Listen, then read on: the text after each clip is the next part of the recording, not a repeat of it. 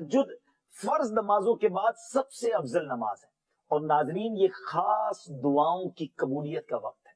अल्लाह अकबर, तहज्जुद पढ़ के जो दुआ मांगने का मजा आता है, और अल्लाह करे हम ऐसी दुआएं मांगने वाले बन जाएं कि मैं जानूं मेरा रब जाने। अकेले में जा नमाज बिछाएं, रात का पहर हो, हाथ उठे और आंसू बहें, यकीन करिए वो वक्त है आप जो मांगेंगे अता किया जाए। और नबी पाक भी रात को उठकर दुआएं मांगते गिड़गिड़ाते। अगर आप भी चाहते ना आपकी दुआएं कबूल हो, कई लोग कहते हैं, मिलते भी हैं, हजरत दुआ कबूल नहीं होती, काबे के सामने भी दुआ की हमने, मदीने में भी दुआ की, फला जगह भी दुआ कराई, दुआ कबूल नहीं होती। चेक कीजिए रोजी हलाल है या हराम है।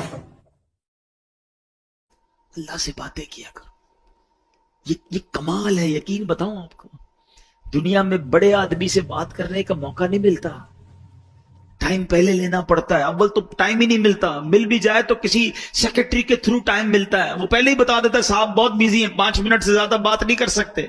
इतना मुश्किल है दुनिया में बड़े लोगों से बात करना। मगर मैं बताता हूं, जिसने कायनात बनाई है उससे बात करना कितना आसान है।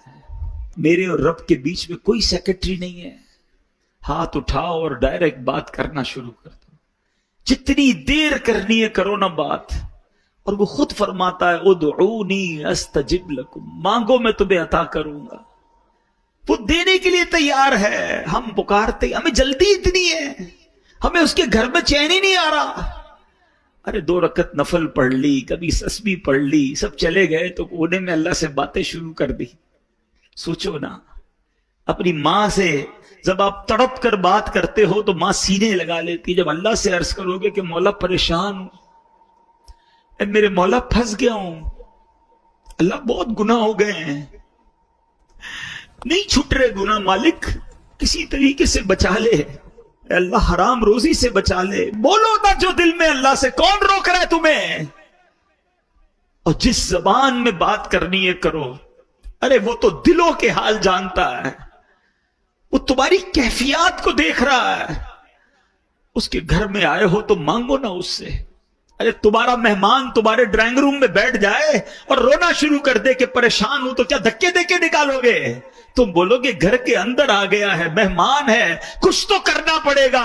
अरे करीब के घर में आ गए जब तुम और इधर आंसू बहाना शुरू कर दिए तो क्या खाली लौट आएगा?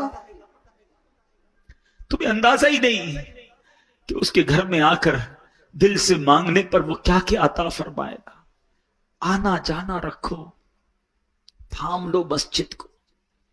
उलमा कहते हैं अगर किसी के ईमान को चेक करना है ना, उसके ईमान की स्ट्रेंथ को चेक करना है, तो ये चेक करो कि वो मस्जिद में कितना आता जाता है। मौला अली शेर खुदा करमल्लाहु तआला वजहुल करीम की शान भी बड़े प्यारे अंदाज में सीखने को मिलेगी।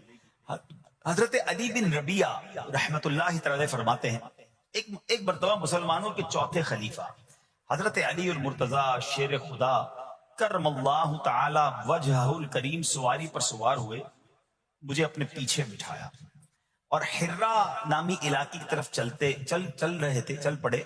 चलते चलते आपने आसमान की तरफ नजर उठाया और फिर पढ़ा, ऐ अल्लाह पाक मेरे गुनाह बख्श दे, बेशक तेरे सिवा कोई गुनाहों को बख्शने वाला नहीं है। कैसी प्यारी इल्तिजा है, तू नहीं बख्शना या अल्लाह, तेरे सिवा कौन है, तेरे सिवा गुनाहों को बख्शने वाला कोई नहीं है। हजरत अली बिन रबिया फरमाते हैं, ये पढ़ने के बाद मौला अली शेर खुदा मेरी तरफ देखे और मुस्कुराए। मुझे बड़ी हैरानी हुई, मैंने पूछा कि ऐ अमीरुल मोमिनीन, आपने पहले इस्तगफार किया, अपने गुनाहों की माफी मांगी, फिर आप मेरी तरफ देखकर मुस्कुराए, इसमें राज क्या है? मौला अली शेर खुदा करमल्लाहु तआला वजहुल करीम फरमाते हैं कि अपने पुराना एक वाकया सुनाने लगे, अपनी माजी की एक याद ताजा करने लगे। फरमाने लगे, एक मरतबा प्यारे आका मक्की मदनी मुस्तफा सल्लल्लाहु तआला अलैहि वसल्लम सवारी पर तशरीफ फरमा हुए और मुझे अपने पीछे बैठने का शरफ अता फरमाया। मौला अली को पीछे बिठाया नबी पाक ने अपनी सवारी और हम इसी जगह यानी हिर्रा का जो इलाका है इसी तरफ आ रहे थे और चलते चलते मेरे आका अलैहिस्सलाम ने आसमान की तरफ निगाह उठाई और फरमाया, अल्लाहुम्मा ग़फ़िर ली ज़ुनूबी इन्नहु ला यग़फ़िरुज़्ज़ुनूब अहदुन ग़ैरुका। ऐ अल्लाह मेरे गुनाह बख्श दे, बेशक तेरे सिवा कोई गुनाहों का बख्शने वाला नहीं है। پھر نبی پاک علیہ الصلوۃ والسلام میری طرف دیکھ کر مسکرائے، اے ربیہ میں نے بھی وہی سوال کیا جو آج تم نے سوال کیا تھا، علی بن ربیہ نے سوال کیا تھا نا کہ آپ مسکرائے کیوں؟ نبی پاک علیہ الصلوۃ والسلام سے مولا علی نے سوال کیا کہ حضور آپ نے پہلے استغفار کیا پھر آپ مسکرائے، تو نبی پاک علیہ الصلوۃ والسلام نے فرمایا اے علی، جب بندہ اللہ پاک سے گناہوں کی معافی مانگتا ہے اللہ پاک اس بندے سے خوش ہو کر مسکراتا ہے، بس اللہ پاک کے اسی مسکرانے کی وجہ سے میں مسکرایا ہوں۔ اچھا اس پر بات کرتے ہیں کہ استغفار کتنی کمال کی چیز ہے، اللہ کی کتنی پسند کی چیز ہے، مگر ذرا کمال تو دیکھیے مولا علی شیر خدا کا کہ آپ نے ایگزیکٹلی وہی پورا سینیریو کریٹ کیا، وہ پورا منظر آپ نے خود کریٹ کیا، بنایا کہ اسی طرح پیچھے سواری پر علی بن ربیہ کو بٹھایا، اسی وادی میں لے کر گئے، اسی وادی میں جا کر آسمان کی طرف نگاہ بھی کی اور وہی الفاظ دہرائے جو نبی پاک نے دہرائے۔ الفاظ دہرانے کے بعد حضرت علی بن ربیہ کو مولا علی دیکھ کر مسکرا بھی رہے ہیں، اور کمال دیکھیں علی بن ربیہ سوال بھی وہی کر رہے ہیں اور میرے شیر خدا جواب بھی وہی عطا فرما رہے ہیں۔ ہائے ہائے کیسا نبی پاک سے محبت کا انداز ہے، ایچ اینڈ ایوری سٹیپ، ایک ایک قدم کو صحابہ فالو کیا کرتے، ہمارے اسلاف فالو کیا کرتے ہیں۔ مسکرایا بھی نبی پاک نے جس مقام پر جس انداز میں، وہ وہاں جا کر ویسے ہی مسکرا رہے ہیں، گویا یہ بتا رہے ہیں یہ نہ پوچھو میں کیا کر رہا ہوں، کسی کی ادا کو ادا کر رہا ہوں۔ صحابہ کرام پتہ مقامات ڈھونڈا کرتے تھے کہ کہاں کہاں میرے آقا نے نمازیں ادا کی، کہاں قیام کیا، سفر میں کہاں پڑاؤ ڈالا، ہم بھی ایگزیکٹلی اسی طریقے سے سفر کریں، وہیں پڑاؤ ڈالیں، وہیں نوافل ادا کریں۔ اللہ اکبر۔ اور آج ہمیں پتا چل جائے کہ یہ سنت ہے تو جواب کیا ملتا ہے؟ بھائی سنت ہی ہے نا، فرض تو نہیں ہے۔ امام صاحب سے اور مولوی صاحب سے اور علماء سے لوگ آ کے یہی سوال کر رہے تھے، حضرت گناہ تو نہیں ملے گا، سنت ہی ہے نا، کوئی مسئلہ تو نہیں چھوڑ دیں۔ اللہ کے بندو سنت کو اتنا نارمل لے لیا، اب تو نیا طبقہ بن گیا، کہتے ہیں بھائی نماز میں فرض پڑھ لو بڑی بات ہے، کیا پڑھنا سنت ہے کوئی ضروری نہیں ہوتی۔ کہاں سے آگے لوگ جو نبی پاک کی سنت سے ہمیں دور کرنے کی بات کرتے، عاشق رسول کے لیے اس سے بڑی کیا بات ہے کہ پتہ چل جائے یہ نبی پاک کی سنت ہے۔ میرے آقا فرماتے من احب سنتی فقط احبنی، جس نے میری سنت سے محبت کی وہ ایسا ہے جیسے اس نے مجھ سے محبت کی۔ اور آگے سنو، فرماتے ومن احبنی کان معی فی الجنہ، جس نے مجھ سے محبت کی وہ جنت میں میرے ساتھ ہوگا۔ ارے سنت پر عمل کرنا تو جنت میں جانے، اور وہ بھی نبی پاک کے ساتھ جانے والا راستہ ہے۔ لوگ کہتے سنت ضروری نہیں۔ اللہ سلامت رکھے میرے پیر و مرشد کو، اللہ سلامت رکھے دعوت اسلامی کو، قدم قدم پر سنتوں کی بات دعوت اسلامی والے کرتے ہیں۔ یقیناً کچھ لوگوں کو پرابلم ہوتی ہے، یار اتنی سنتوں کی بات، تمہارا بیان بھی سنتوں بھرا بیان، مدنی حلقہ بھی سنتوں بھرا، تو جناب ہر جگہ سنت کی بات۔ ارے غلام آقا کے طریقے کی بات نہ کرے تو کس کی بات کرے؟ ارے مولا علی کو تو دیکھو یار،